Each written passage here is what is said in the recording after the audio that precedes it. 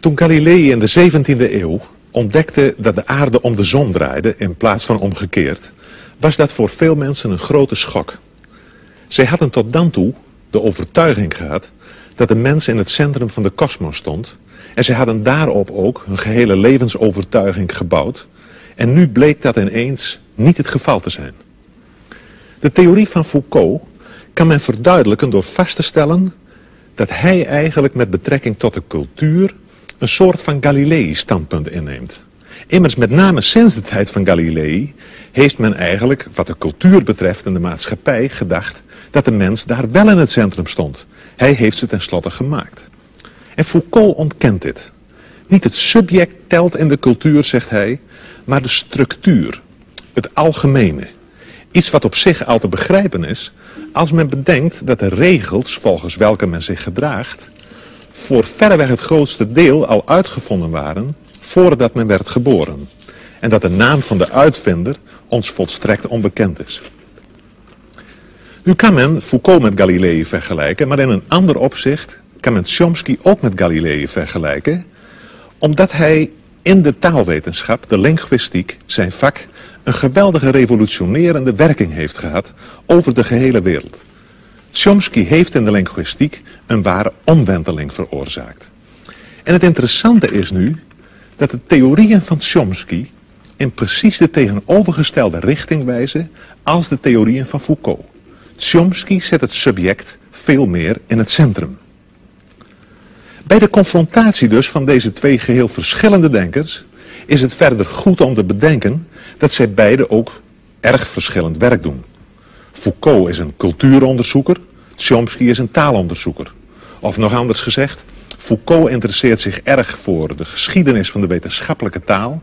Chomsky interesseert zich erg voor de taal die we gebruiken, de dagelijkse taal. Het is op zich interessant, en misschien ook niet toevallig, dat het debat tussen deze twee pas echt fel en spannend wordt in de tweede helft als het gaat over de politiek. Toch is het geloof ik goed dat er een stuk theorie aan vooraf gaat. Want in een discussie over filosofie en maatschappij gaat het er tenslotte niet om welk toevallig politiek standpunt bepaalde denkers innemen, maar is het natuurlijk van groot belang om te zien vanuit welke argumenten, of ze dat zullen doen. Het is misschien ook wel leuk dat deze discussie plaatsvond in de hal van het auditorium van de Technische Hogeschool in Eindhoven. Een discussie namelijk tussen twee filosofen, twee onderzoekers, wier werk zich kenmerkt door een grote precisie, een grote gedetailleerdheid en ook een grote helderheid. En verder vond ik het wel symbolisch dat het plaatsvond in een ruimte met veel glas. Binnen- en buitenwereld liepen door elkaar. Tijdens de uitzending zag je het verkeer buiten rijden. Symbolisch inderdaad omdat de relatie tussen binnen- en buitenwereld voorop staat in dit eerste stuk van het 4e filosofendebat over menselijke natuur en ideale maatschappij.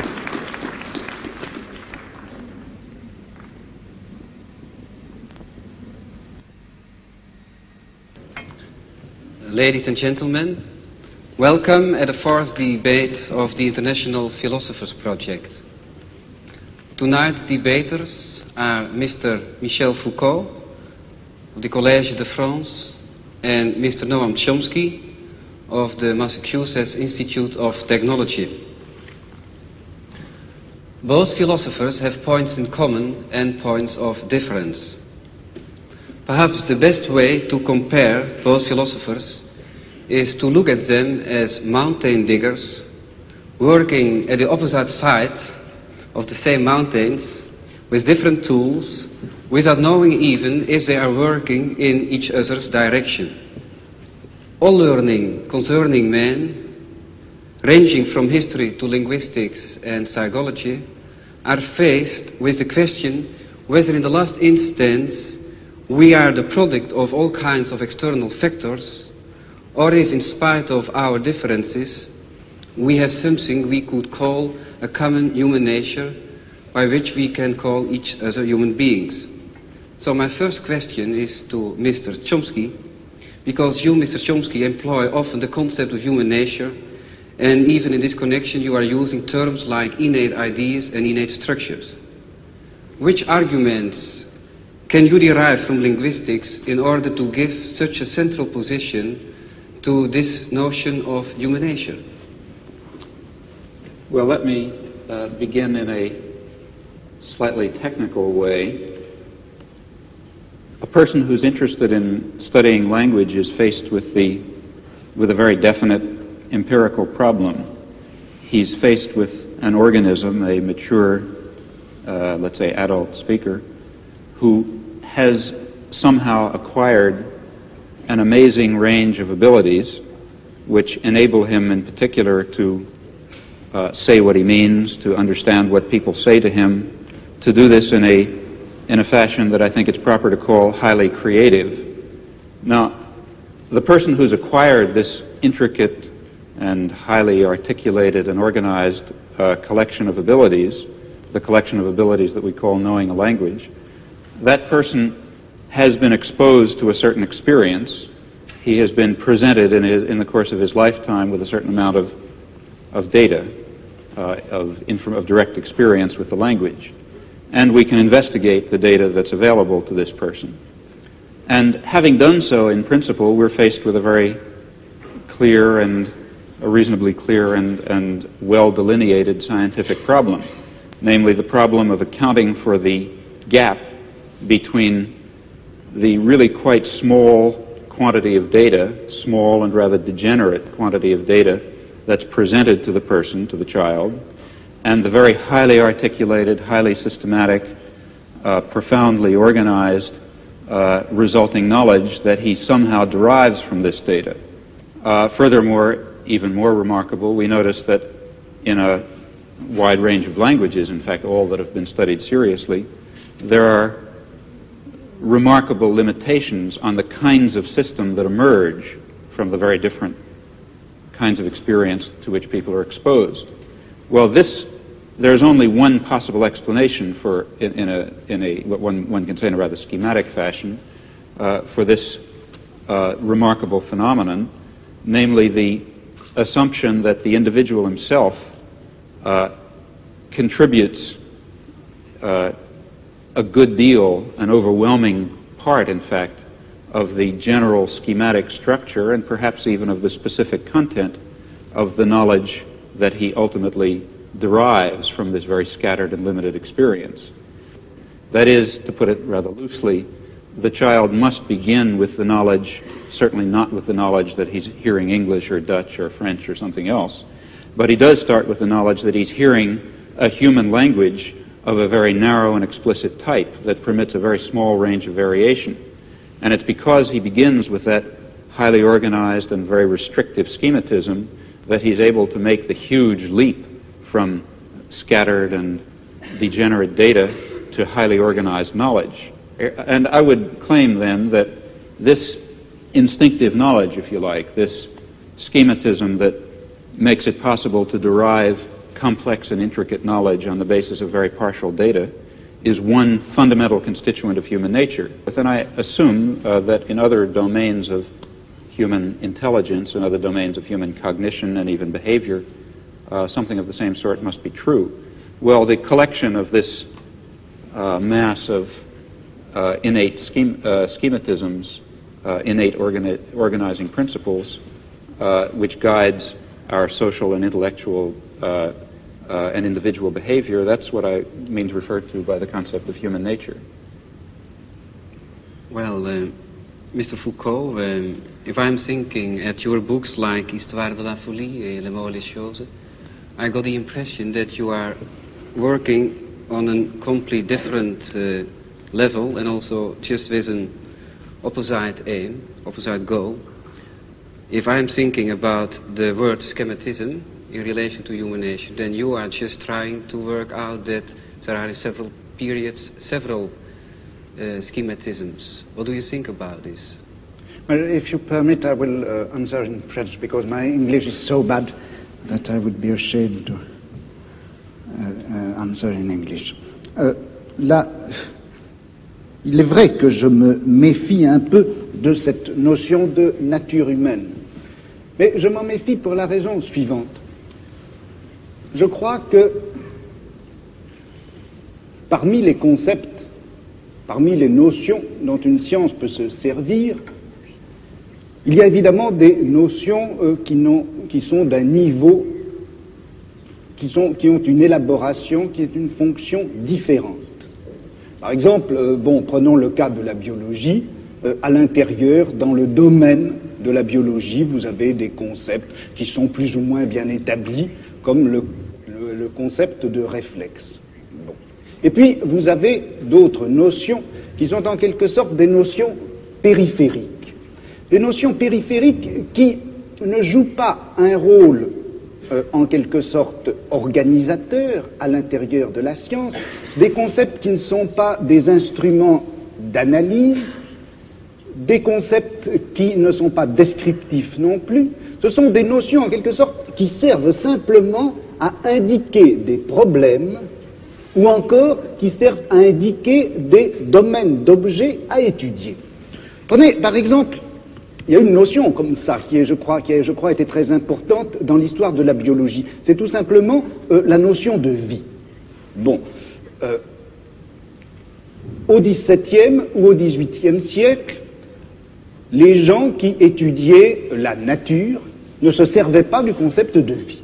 Ils classaient les êtres naturels, qu'ils soient vivants ou non vivants, dans une espèce de grand tableau ou de grande hiérarchie. La vie était une notion dont ils ne se servaient pas et dont ils n'avaient pas besoin. Et puis, à la fin du XVIIIe siècle, un certain nombre de problèmes se sont posés, comme par exemple les problèmes de l'organisation intérieure de ces êtres dont on avait fait la classification. Ou bien encore, avec les progrès du microscope, le microscope d'Amici, on a vu apparaître tout un tas de phénomènes qui n'avaient pas été jusque-là encore perçus et dont les mécanismes, dont le fonctionnement n'était pas encore clair. Les progrès de la chimie ont fait également apparaître les problèmes concernant les rapports entre les réactions chimiques et les processus physiologiques de l'organisme. Et voilà que tout un domaine d'objets est apparu, domaine d'objets absolument nouveau pour le biologiste, et c'est cela qui a été appelé la vie. Et la vie, c'était une notion qui servait à indiquer le champ des objets et des domaines nouveaux que la science avait à parcourir. Bon, et je dirais, comme ça, en historien des sciences, si vous voulez, que la notion de vie a été un indicateur épistémologique, un index des problèmes à parcourir, et je me demande si on ne pourrait pas dire la même chose de la nature humaine. Foucault vergelijkt dus het begrip menselijke natuur van Chomsky met het begrip leven in de biologie en in de geschiedenis van dat vak. En hij doet dat omdat hij dat begrip menselijke natuur eerder ziet als een aanwijzing voor een onderzoeksprogramma dan als een aanwijzing voor het feit dat de mens uit zichzelf zo verschrikkelijk veel klaar zou kunnen spelen. Voor hem is dat begrip menselijke natuur eigenlijk een soort van wetenschappelijk boodschappenlijstje en niet meer dan dat. En Chomsky wil dit wel accepteren als maar duidelijk is dat vakken als biologie, fysiologie en neurologie voorlopig nog helemaal niet over de middelen beschikken om die menselijke natuur en dat taalvermogen adequaat te kunnen beschrijven. Vrij vroeg is het debat zo aangeland op een punt waar het gespreksleider elders de grootste moeite zal kosten om de partners met elkaar in contact te houden. Voor een deel ligt het natuurlijk aan de taal die ze spreken, maar voor een veel groter deel ligt dat aan het feit dat Chomsky en Foucault ieder in een verschillende denkwereld zitten, zodat hun begrippen heel gemakkelijk langs elkaar heen glijden.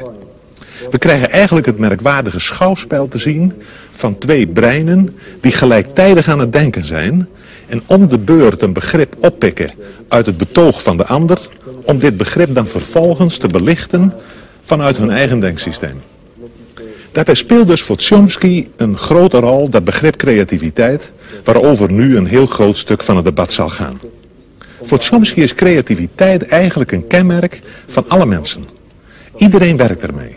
De verkeersdeelnemer, die ter plaatse in een onverwachte situatie moet gaan bedenken wat hij zal doen. De opvoeder, die niet terug wil vallen op autoritaire gedragspatronen en tegenover een lastige pupil zelf nieuw gedrag moet uitvinden. Maar vooral geldt deze creativiteit voor het kind dat een taal leert en dat daarbij merkwaardigerwijze leert om zelf nieuwe taal te produceren, te maken. Foucault staat daar tegenover.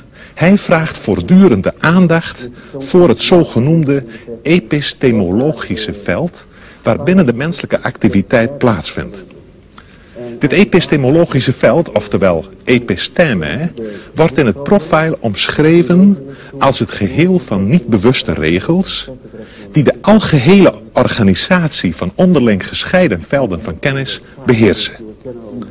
Foucault spreekt ook over tableau, hij noemt het ook systeem van elementen en in het debat valt ook het woord grille, tralie of rooster. We kunnen misschien het best spreken van een netwerk waarbinnen iedereen in een bepaalde cultuur denkt of hij wil of niet.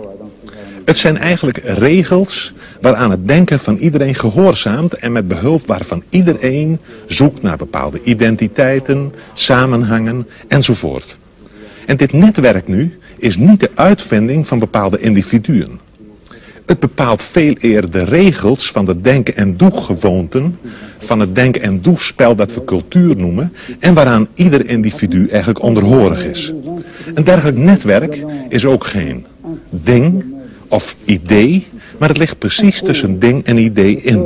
En de geschiedenis van het denken is dan voor Foucault ook niet de geschiedenis van ideeën, of zelfs zoiets als de ontwikkeling van de geest of iets dergelijks, maar veel eer de afwisseling van discontinue transformaties, van discontinue overgangen van het ene netwerk naar het andere. Dat is dus een heel andere aanzet dan die van Chomsky, bij wie die creativiteit in het centrum staat. En het is duidelijk dat we op dit punt bij Foucault weer diezelfde onttroning van het subject tegenkomen, waarover we in verband met Galilei in het begin reeds gesproken hebben. De filosofie van Foucault is een filosofie waarbij de filosoof zelf eigenlijk voortdurend uit het beeld verdwijnt. Ja, paradoxaal genoeg zou je moeten zeggen, het is eigenlijk een filosofie zonder filosoof en je moet dit ook nog generaliseren, want de mens is bij Foucault in zekere zin de grote afwezige in zijn eigen cultuur. En het is in dit verband dan ook heel begrijpelijk dat Foucault nogal fel en afwijzend reageert wanneer de gespreksleider belangstelling begint te vertonen voor privéaspecten van zijn bestaan. Wanneer Foucault debatteert, dan gaat het over alles, behalve over Foucault zelf. Dit dus ter introductie op dit volgende, vrij uitvoerige theoretische stuk van het debat, dat eigenlijk maar voortdurend allerlei aspecten van één hoofdvraag behandelt, en wel de vraag: in hoeverre is de mens in staat iets nieuws te ontdekken, en als dat zo is, hoe moeten we het dan begrijpen? Het lijkt mij een erg relevante vraag, zeker als we bedenken dat we nogal wat nieuwe vormen van gedrag, kennis en wetenschap nodig zullen hebben, willen we het er in onze wereld met elkaar levend afbrengen. We nemen nu de draad weer op waar Foucault toelicht waarom hij aan de creativiteit van het individu in de geschiedenis niet zoveel aandacht besteedt. Dans l'histoire traditionnelle des sciences, on accorde en effet le maximum, enfin la tradition veut qu'on accorde le maximum à la créativité des individus.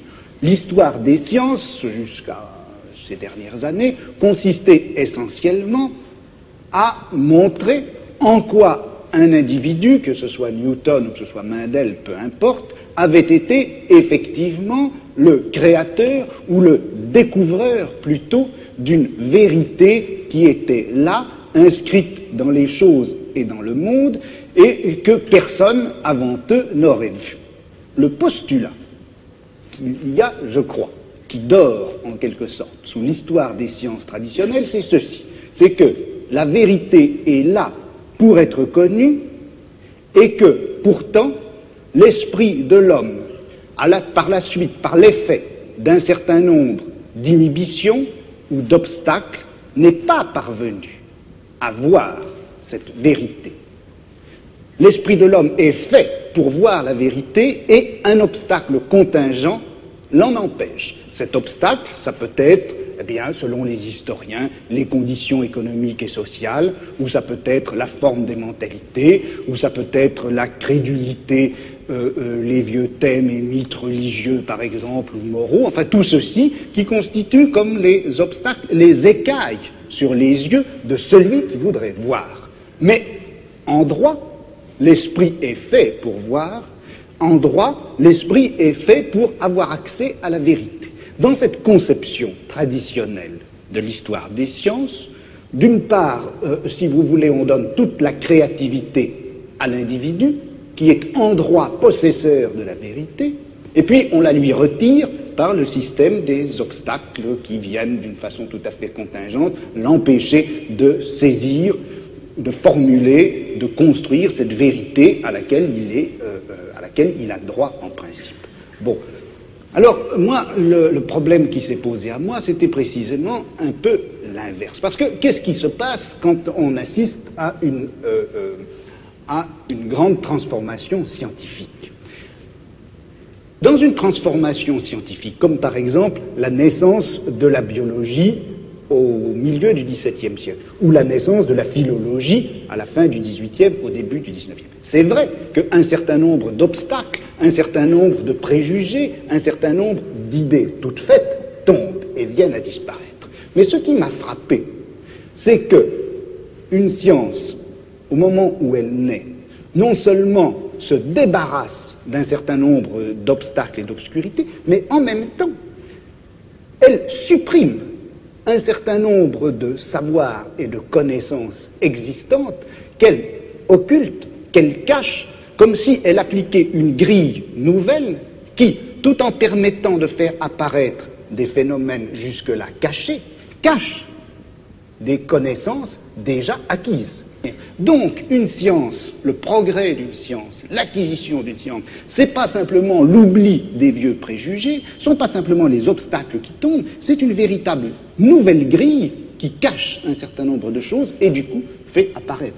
Donc, quand je critique la notion de créativité, je veux dire par là que, en fait, la vérité ne s'acquiert pas comme une sorte de création continue et cumulée, mais comme un jeu de grilles qui s'appliquent les unes sur les autres, cachées. I think in part we're slightly talking in cross purposes because of a different use of the term creativity. In fact, I should say that my use of the term creativity is a little bit idiosyncratic, and therefore the onus falls on me, not on you in this case. But when I speak of creativity, I'm not attributing to the concept the notion of value that is normal when we speak of creativity. That is, when you speak of scientific creativity, you're speaking properly of the achievements of a Newton. But in the context in which I've been speaking about creativity, it's a normal human event. I'm speaking of the kind of creativity that any child demonstrates when he is able to come to grips with a new situation, describe it properly, react to it properly, tell us something about it, think about it in a new fashion for him, and so on. These are, I think it's appropriate to call those creative acts, but of course without thinking of those acts as being the acts of a Newton. It's the lower levels of creativity that I've been speaking of. Now, as far as what you say about the history of science is concerned, I think that's correct and illuminating, and particularly relevant, in fact, to the kinds of enterprise that I see lying before us in psychology and linguistics and the philosophy of mind. That is, I think there are certain topics that have been, what was your word, depressed or put aside during the scientific advances of the, say, past 2 centuries, century and a half. But now I think we can overcome those, or it's possible to put aside those limitations and forgettings and to bring into our consideration precisely the topics that animated a good deal of the thinking and speculation of the 17th and 18th century, and to incorporate it within a much broader and I think deeper science of man that will give fuller role, though certainly not will not hope to give complete understanding to such notions as innovation and creativity and freedom and production of new new elements of thought and behavior within some system of rule and schematism. Those are concepts that I think we can come to grips with.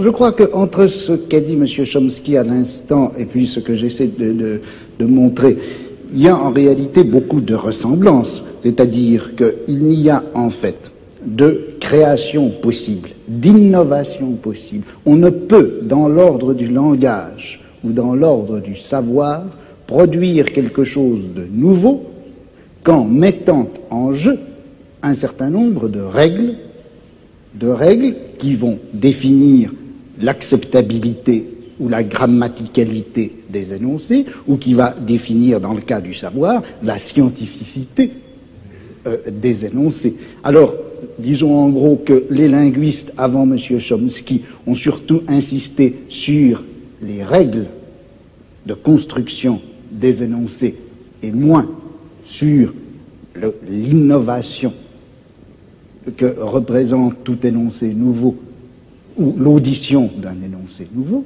Et puis, dans l'histoire des sciences ou dans l'histoire de la pensée, on avait beaucoup plus l'habitude d'insister sur la création individuelle et on avait tenu à l'écart, on avait laissé dans l'ombre ces espèces de règles communes, générales, qui sont en œuvre obscurément à travers toute découverte scientifique, toute invention scientifique, ou même d'ailleurs toute innovation philosophique.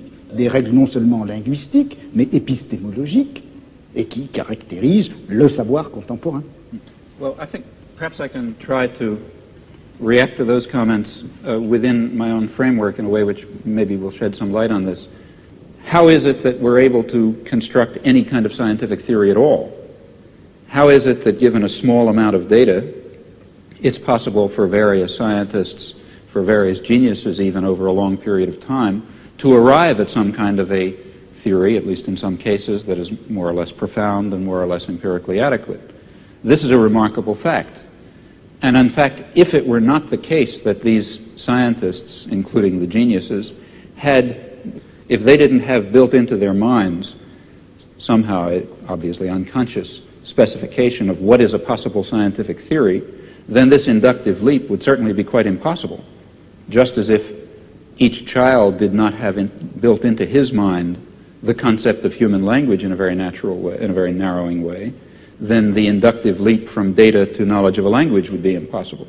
So even though the process of, let's say, deriving knowledge of physics from data is far more complex, far more difficult for us, for organisms such as us, far more drawn out in time, requires intervention of genius and so on and so forth. Nevertheless, in a certain sense, the achievement of discovering physical science, or biology or whatever you like, is based on something rather similar to the achievement of the normal child in discovering the structure of his language. That is, it must be achieved on the basis of an initial limitation, an initial restriction on the class of possible theories. And the fact that science converges and progresses, that itself shows us that such initial limitations and structures exist.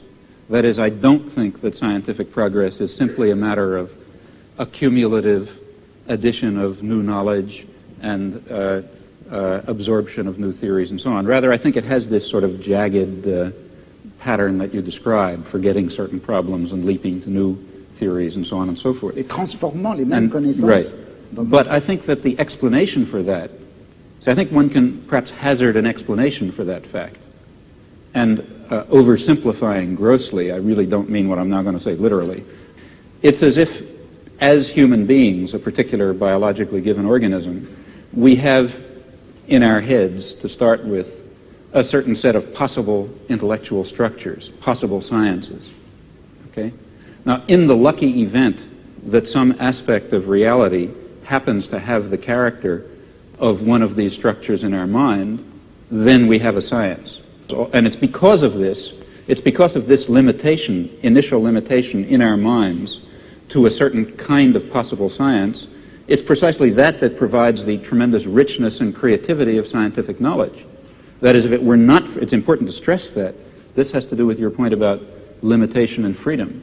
If it were not for these limitations, we would not have the creative act of going from a little bit of knowledge, a little bit of experience to a rich and highly articulated and complicated array of knowledge. It's precisely because of that that the progress of science, I think, has the erratic and jagged and transformational character that you describe.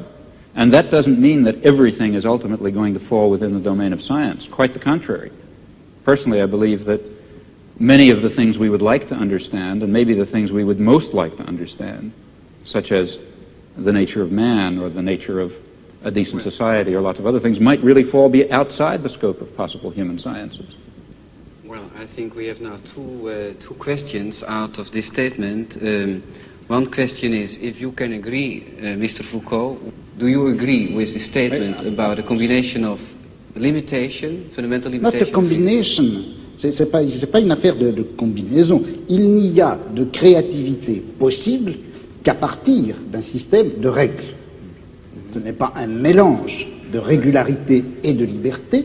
Une liberté ne s'exerce réellement que sur fond et à partir d'un réseau de régularité. Le problème, alors là, que je me pose, et où je ne suis pas peut-être tout à fait d'accord avec M. Chomsky, c'est lorsqu'il place ces régularités à l'intérieur, en quelque sorte, de l'esprit ou de la nature humaine. Je me demande si le système de régularité, de contraintes, qui rendent possible une science, on ne peut pas les trouver ailleurs, en dehors même de l'esprit humain, dans des formes sociales, dans des rapports de production, dans des luttes de classe, etc.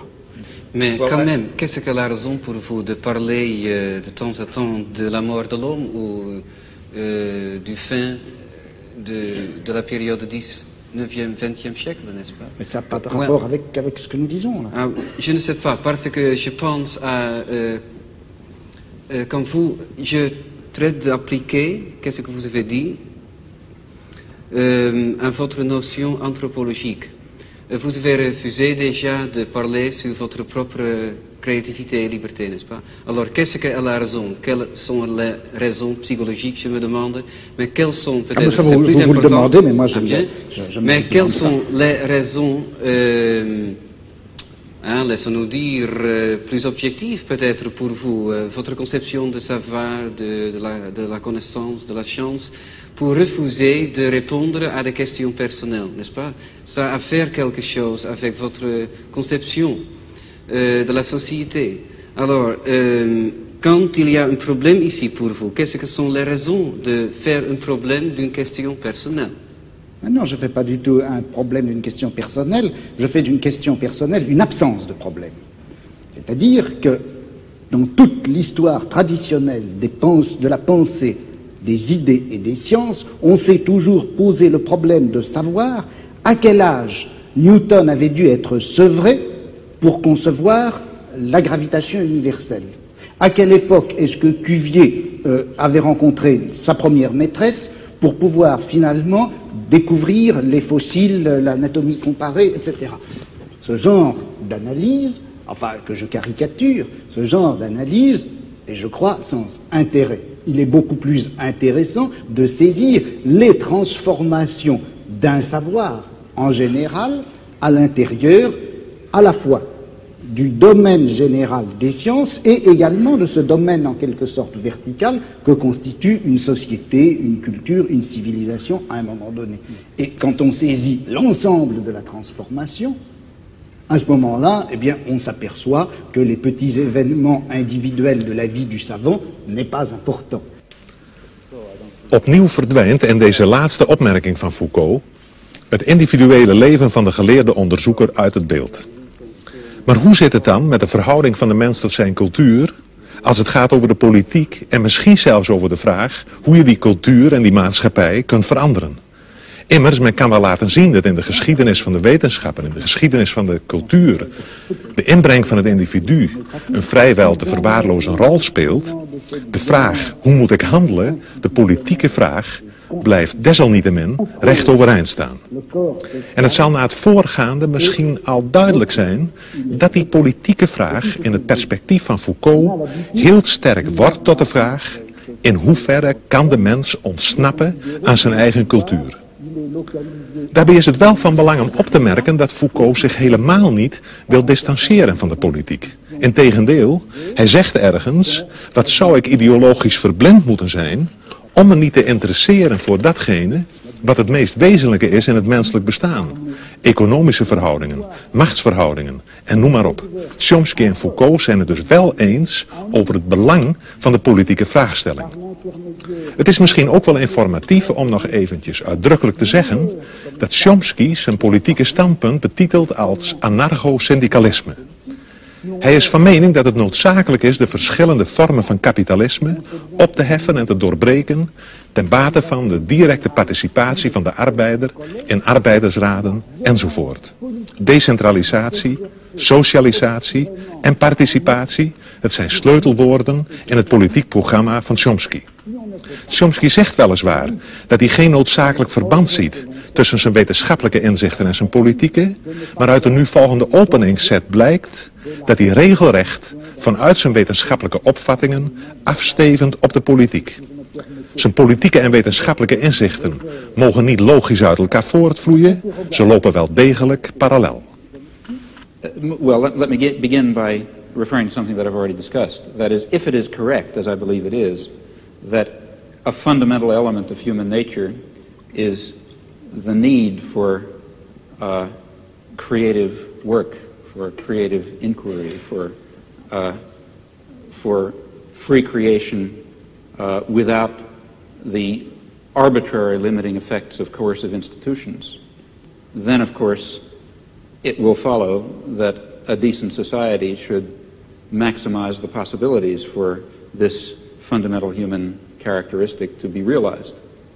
That means trying to overcome the elements of repression and oppression and destruction and coercion that exist in any existing society, ours for example, as a historical residue.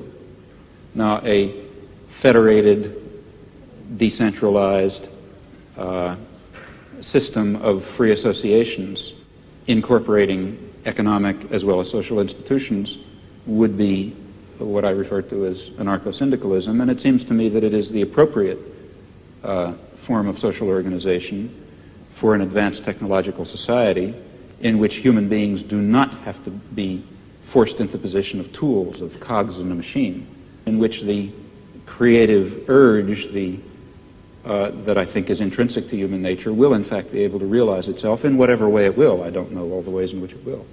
Je suis dans ma démarche beaucoup moins avancée, je vais beaucoup moins loin que M. Chomsky, c'est-à-dire que j'avoue n'être pas capable de définir, il n'y a plus forte raison de proposer un modèle de fonctionnement social idéal pour notre société scientifique ou technologique. En revanche, une des tâches qui me paraît urgente, immédiate, avant même toute autre chose, c'est celle-ci. On a l'habitude, du moins dans notre société européenne, de considérer que le pouvoir, il est localisé entre les mains du gouvernement et il s'exerce par un certain nombre d'institutions bien particulières qui sont l'administration, en France on appelle ça préfectorale, enfin je ne sais pas comment on dit ailleurs, l'administration, la police, l'armée. On sait que toutes ces institutions-là sont faites pour transmettre les ordres, les faire appliquer et punir les gens qui n'obéissent pas. Mais je crois que le pouvoir politique, il s'exerce encore, il s'exerce en outre, de plus, par l'intermédiaire d'un certain nombre d'institutions qui ont l'air comme ça de n'avoir rien de commun avec le pouvoir politique, qui ont l'air d'en être indépendantes et qui ne le sont pas. On sait bien que l'université, d'une façon générale, tout le système scolaire, qui en apparence est fait simplement pour distribuer le savoir, on sait que cet appareil scolaire est fait pour maintenir au pouvoir une certaine classe sociale et exclure des instruments du pouvoir toute une autre classe sociale.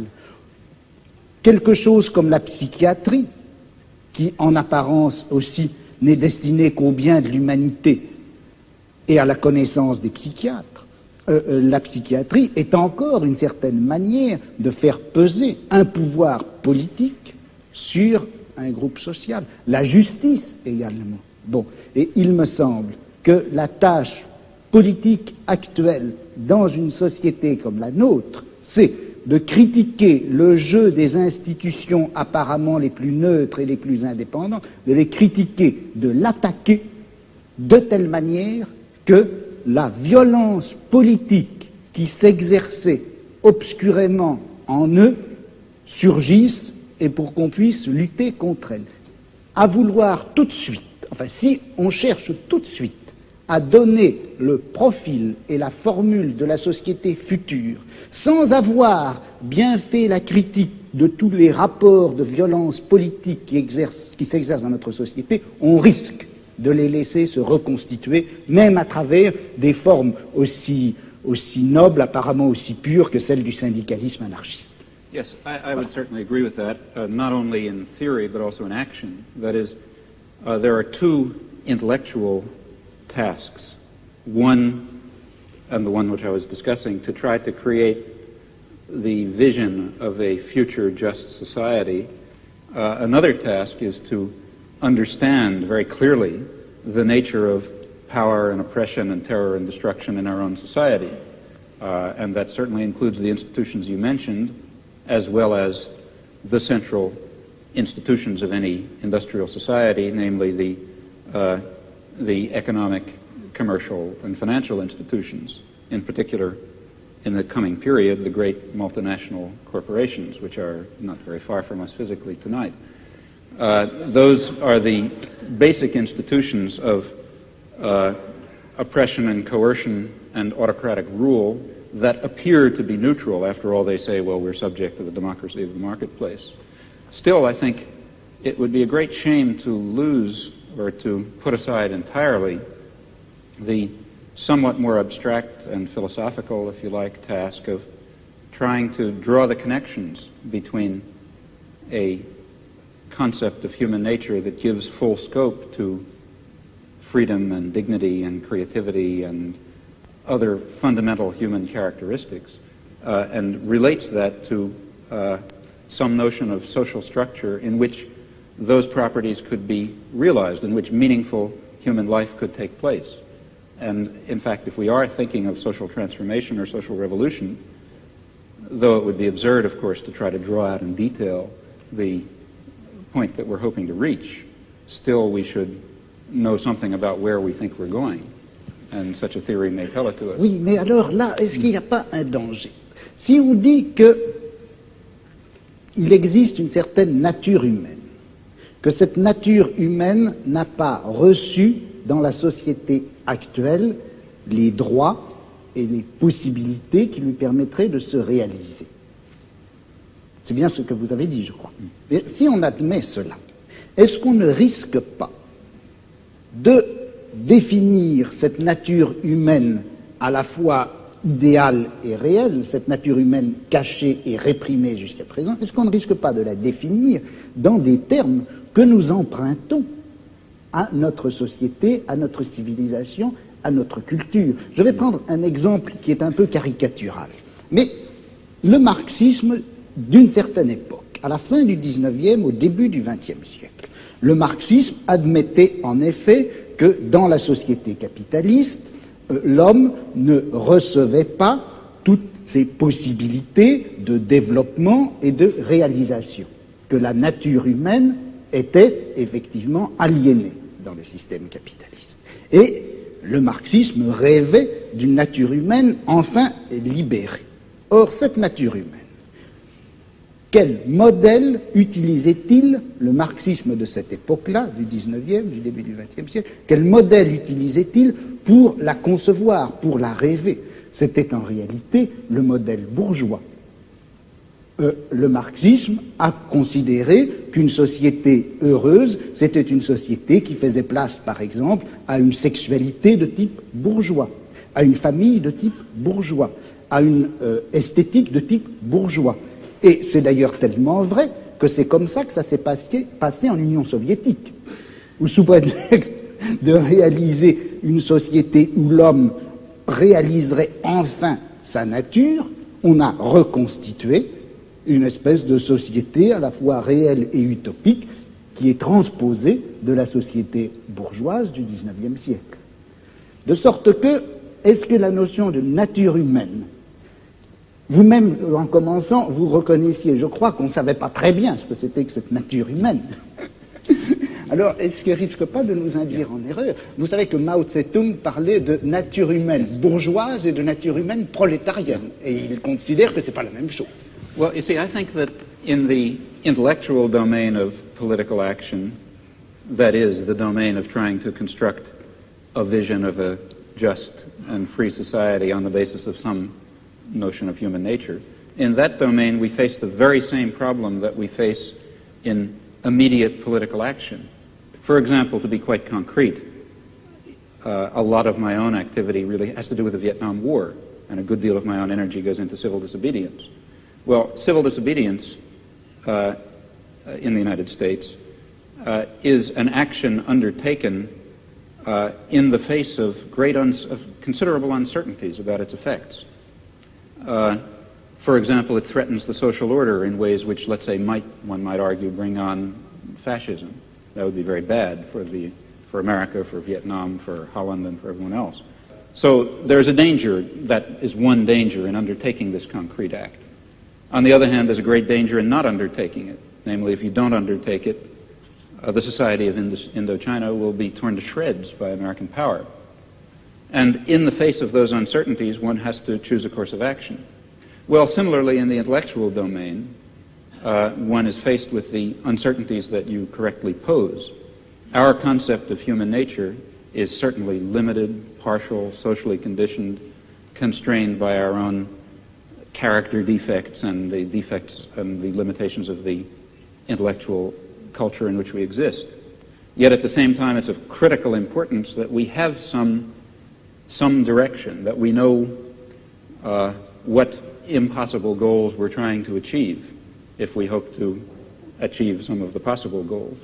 And that means that we have to be bold enough to speculate and create social theories on the basis of partial knowledge while remaining very open to the strong possibility, in fact overwhelming probability, that at least in some respects we're very far off the mark.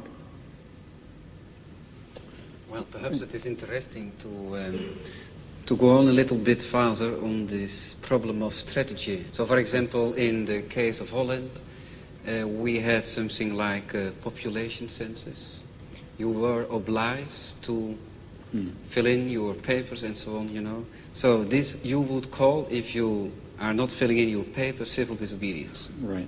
Now, I would be a little careful about that because going back to some very important point that Mr. Foucault made, one does not necessarily allow the state to define what is legal.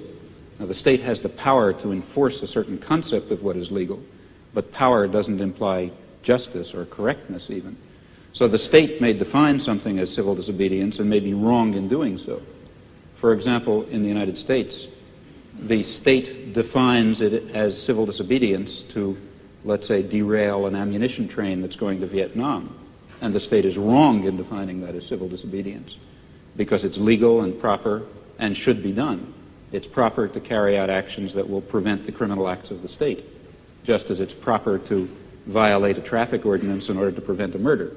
If I was standing at a street corner and the traffic light were red, let's say I was standing in my car and I drove across the traffic light to prevent somebody from, let's say, machine gunning a group of people, of course that's not violation of law. It's an appropriate and proper action. No sane judge would convict you for such an action. Similarly, a good deal of what the state authorities define as civil disobedience is not really civil disobedience. In fact, it's legal, in fact, obligatory behavior in violation of the commands of the state, which may or may not be legal commands. So one has to be rather careful about calling things illegal, I think. Oui, mais alors là, je voudrais vous poser une question. Quand aux États-Unis, lorsque vous faites une action franchement illégale, which I regard as illegal, not just the state. No, when the state's an the action state that regards the as illegal. state considers as illegal. Yeah. Est-ce que vous faites cette action parce que vous la trouvez juste Yeah. en vertu d'une justice idéale, ou bien est-ce que vous la faites parce que la guerre de classe la rend utile et nécessaire? Well, est-ce que vous vous référez à une justice idéale? Voilà again, le problème. very often when I do something which the state regards as illegal, I regard it as legal. Yes, because I regard the state as criminal. Alors, but in some instances, that's not true. That is, let me be quite concrete about it, and move from the area of class war to imperialist war, where the situation is somewhat clearer and easier. Take international law, a very weak instrument as we know, but nevertheless it incorporates some rather interesting principles. Well, international law, in many respects, is the instrument of the powerful. That is, international law permits much too wide a range of international forceful intervention in support of existing power structures that define themselves as states and against the interests of masses of people who happen to be organized in opposition to states. But, in fact, international law is not solely of that kind. And in fact, there are interesting elements of international law, let's say embedded in the United Nations Charter, which permit, in fact, I believe, require the citizen to act against his own state in ways that the state will falsely regard as criminal. But nevertheless, he's acting legally, because international law also happens to prohibit the threat or use of force in international affairs, except under some very narrow circumstances, of which, for example, the war in Vietnam is not one. Which means that in the particular case of, let's say, the Vietnam War, the one that interests me most, the American state is acting in a criminal capacity, and people have the right to stop criminals from murdering people. Just because the criminal happens to call your action illegal when you try to stop him, that doesn't mean it is illegal. I mean, a perfectly clear case of that is the present case of the Pentagon Papers in the United States, which I suppose you know about. Reduced to its essentials and forgetting legalisms, what is happening is that the state is trying to prosecute people for exposing its crimes. That's what it amounts to. C'est donc au nom d'une justice plus pure que vous critiquez le fonctionnement de la justice. Parce que, c'est pour moi, si vous voulez, important de savoir ça, parce que nous avons actuellement en France un débat sur le problème de la justice et à propos de l'institution d'un tribunal populaire à propos de la justice. Vous connaissez le problème. Et un certain nombre de gens, comme Sartre par exemple, pensent que pour faire actuellement la critique du système pénal en France, ou pour faire la critique de des pratiques policières, de la manière dont la police se conduit, il faut faire une sorte de tribunal qui, au nom d'une justice idéale, d'une justice supérieure, d'une justice humaine en général, condamnera la pratique des juges français ou des policiers français. Et puis, il y a un autre groupe de gens, et je me sens, je travaille avec ces gens-là, qui disent non. Il ne faut pas faire cela parce que quand vous vous référez à la justice idéale que le tribunal serait censé appliquer, vous vous référez en fait à un certain nombre d'idées de justice qui ont été formées à notre époque par un certain groupe d'individus qui sont eux-mêmes, malgré tout, d'une façon directe ou indirecte, les produits de la société dans laquelle nous nous trouvons.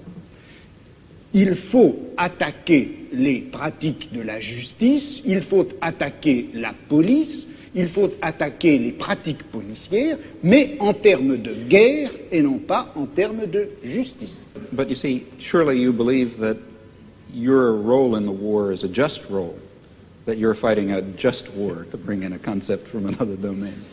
And that, I think, is important. If you thought that you were fighting an unjust war, you couldn't follow that line of reasoning. And the only, I would like to slightly reformulate what you said. It doesn't seem to me that the difference is between legality and ideal justice. It's rather between legality and better justice. Now, this better system may have its defects, certainly will. But comparing the better system with the existing system and not being confused into thinking that our better system is the ideal system, we can then argue, I think, as follows, that the concept of legality and the concept of justice are not identical. They're not entirely distinct either. Insofar as legality incorporates justice in this notion, in this sense of better justice, referring to a better society, then we should follow and obey the law, and force the state to obey the law, and force the great corporations to obey the law, and force the police to obey the law, if we have the power to do so. Of course, if in those areas where the legal system happens to represent not better justice, but rather the techniques of oppression that have been codified in a particular autocratic system, well, then a reasonable human being should disregard and oppose them, at least in principle. He may not, for some reason, do it in fact.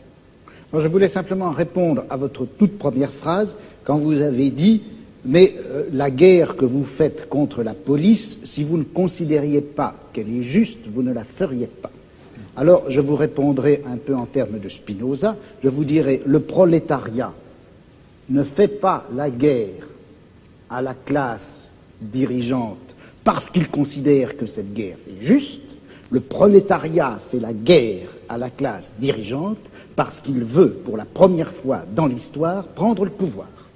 Et c'est parce qu'il veut prendre le pouvoir qu'il considère que sa guerre est juste. Yeah, I don't agree On fait la guerre pour gagner et pas parce qu'elle est juste. I don't personally agree with that. For example, if I could convince myself that attainment of power by the proletariat would lead to a terroristic police state in which freedom and dignity and decent human relations would be destroyed, then I wouldn't want the proletariat to take power. In fact, the only reason for wanting any such thing, I believe, is because one thinks, rightly or wrongly, that some fundamental human values will be achieved by that transfer of power. Alors, je vous répondrai ceci. Quand le prolétariat prendra le pouvoir, il se peut bien que le prolétariat exerce à l'égard des classes dont il vient de triompher, il exerce un pouvoir violent, dictatorial et même sanglant. Je ne vois pas quelle objection on peut faire à cela. Maintenant, vous me direz, et si le prolétariat exerce ce pouvoir sanglant, tyrannique et injuste à l'égard de lui-même, le prolétariat? Alors je vous répondrai, ça ne peut se produire que si le prolétariat n'a pas réellement pris le pouvoir, mais c'est que une classe extérieure au prolétariat, ou un groupe de gens intérieurs au prolétariat, une bureaucratie ou les restes de la petite bourgeoisie, etc., s'est emparé du pouvoir. Well, I'm not at all satisfied with that theory of revolution for a lot of reasons, historical and other. But even if one were to accept it for the sake of argument, still that theory is maintaining that it is proper for the proletariat to take power and exercise it in a violent and bloody and unjust fashion because it is claimed, in my opinion falsely, that will lead to a more just society in which the state will wither away, in which the proletariat will be a universal class, and so on and so forth. If it weren't for that further justification, the concept of a dictatorship of the proletariat, violent and bloody, would certainly be unjust. At least I, for example, am not a committed pacifist. That is, I would not hold that it is under all imaginable circumstances wrong to use violence, even though use of violence is in some sense unjust. I believe that one has to estimate relative injustices.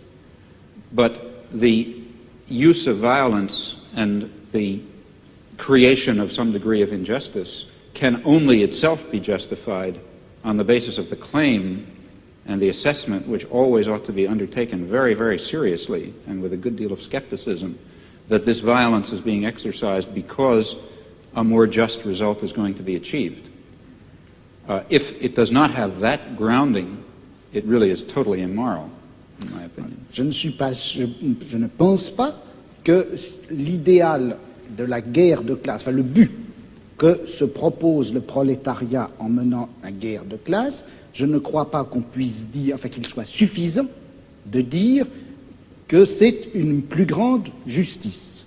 Ce que le prolétariat veut faire en chassant la classe actuellement au pouvoir et en prenant pour lui le pouvoir, c'est la suppression, précisément, d'un pouvoir de classe en général. Okay. Car le prolétariat... That's the further justification. Hein? That is the further justification. Ça c'est la justification, mais pas en termes de justice, en termes de pouvoir. But it is in terms of justice. It's because the end that will be achieved, it is claimed, is a just end. If no Leninist or whatever you like would dare to say we have a right to take power, let's say we, the proletariat, and then throw everyone else into crematoria, let's say. I mean, if that were the consequence of the proletariat taking power, of course it would not be appropriate. The idea is, and as for reasons I mentioned, I'm skeptical about it, that a period of violent dictatorship, of perhaps violent and bloody dictatorship, is justified because that will mean the submergence and termination of class oppression, a proper end to achieve in human life. Mais il me semble que de toute façon, la notion même de justice fonctionne à l'intérieur de la société de classe comme revendication du côté de la classe opprimée et comme justification du côté de la classe oppressive. I don't agree with that. Et dans une société sans classe, je ne suis pas sûr qu'on ait encore à utiliser cette notion de justice. Yeah. Well, here I really disagree. I think that there is a sort of an absolute basis. If you press me too hard, I'll be in trouble because I can't sketch it out. But some sort of an absolute basis ultimately residing in fundamental human qualities in terms of which a real notion of justice is grounded. And I think that our existing systems of justice I think it's too hasty to characterize our existing systems of justice as merely systems of class oppression. I don't think that they are that. I think that they embody systems of class oppression, and they embody elements of other kinds of oppression. But they also embody a kind of a groping towards the true humanly valuable concept of justice and decency and love and kindness and sympathy and so on, which I think are real. Bon, est-ce que j'ai du temps pour répondre? Oui, Combien? Parce que 2 minutes. Ben, moi, je dirais que c'est injuste. Absolutely. Non, mais bon, je ne veux pas répondre en si peu de temps. Je dirais simplement ceci. Je ne peux pas m'empêcher, contrairement à ce que vous pensez, je ne peux pas m'empêcher de croire que cette notion de nature humaine, cette notion de bonté, de justice, d'essence humaine, de réalisation de l'essence humaine, tout ça, ce sont des notions et des concepts qui ont été formés à l'intérieur de notre civilisation, dans notre type de savoir, dans notre forme de philosophie, et que par conséquent, ça fait partie même de notre système de classe, et qu'on ne peut pas, aussi regrettable que ce soit, on ne peut pas faire valoir ces notions pour décrire ou justifier un combat qui doit en principe bouleverser les fondements mêmes de notre société. Il y a là une extrapolation dont je n'arrive pas à trouver la justification historique. Well, I think we can start immediately the discussion. And Mr. Chomsky, I would ask you one question. In your discussion, you had the vocabulary proletariat. We as proletarian. It's the irony of history that at the moment young intellectuals coming from middle class and upper class call themselves proletarians and say we must join the proletarians. But I don't see any class conscious proletarians. That's a great dilemma. It is not true in our given society that all people are doing useful, productive work or self-satisfying work. Obviously, it's very far from true. Those people. Lots of people who are excluded from the possibility of productive labor. And I think the revolution, if you want, should be in the name of all human beings, but it will have to be conducted by certain categories of human beings, and those will be, I think, the human beings who really are involved in the productive work of society. Now, what that is will differ depending on the society. In our society, it, I think, includes intellectual workers. So I think that the student revolutionaries, if you like, have a point, a partial point. That is, it's a very important thing in a modern advanced industrial society. It's very important how the trained intelligentsia identify themselves, if they're going to be technocrats, let's say, or servants of either the state or private power, or alternatively, whether they're going to identify themselves as part of the workforce who happen to be doing intellectual labor. If the latter, then they can and should play a decent role in a progressive social revolution. If the former, then they're part of the class of the oppressors. I have an additional, one small additional question or more remark to you. That is that you, with your very courageous attitude towards the war in Vietnam, how can you survive in an institution like MIT, which is known here as one of the great war contractors and intellectual makers of this war? There are two aspects to that. One is the question how MIT tolerates me, and the other question is how I tolerate MIT. Well, as to how MIT tolerates me, here again I think one shouldn't be overly schematic. It's true that MIT is a major institution of war research, but it's also true that it embodies very important libertarian values, which are, I think, quite deeply embedded in American society, fortunately for the world.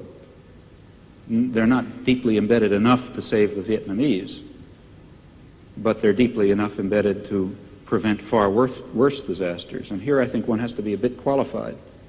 That is, there is imperial terror and aggression, there is exploitation, there is racism, lots of things like that. But there's also a real concern coexisting with it for individual rights of a sort which, for example, are embodied in the Bill of Rights, which is by no means simply an expression of class oppression. It is also an expression of the necessity to defend the individual against state power. Now, these things coexist, you know. It's not that simple. It's not just all bad or all good. And it's because it's the particular balance in which they coexist that makes it, that makes an institute that produces weapons of war be willing to tolerate, in fact, you know, in many ways even encourage, to be quite honest, a person who's involved in civil disobedience against the war. Now, as to how I tolerate MIT, that raises another question. There are people who argue, and I've never understood the logic of this, that a radical ought to dissociate himself from all oppressive institutions.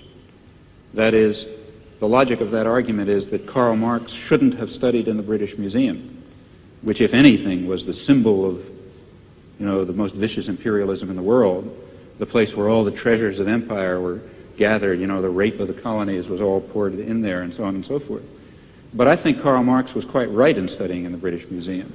He was right in using the resources and, in fact, the liberal values of the civilization that he was trying to overcome against it. And I think the same applies in this case. But aren't you afraid that your presence at MIT gives them a clean conscience?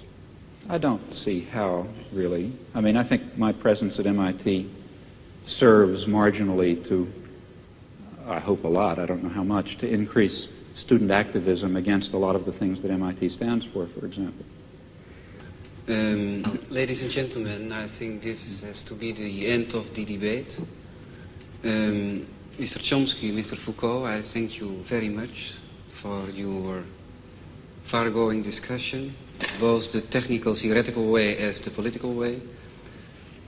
I thank you very much both at the part of the audience here and at home.